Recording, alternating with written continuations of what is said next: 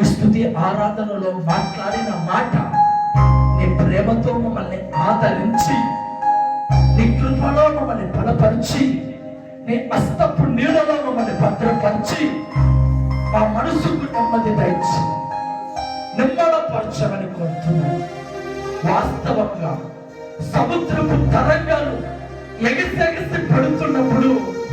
కెరటాలు ఆ పడవను ముంచి వేయాలనుకున్నప్పుడు, భీకరమైన ప్రచండమైన ఉరుము మెరుపుల తాడులతో ఎగిసి ఎగిసి పడినప్పుడు, ప్రభువా ఆ ఓడలోకి నువ్వు వచ్చి, ఆ ఓడలో నువ్వు నిలబడి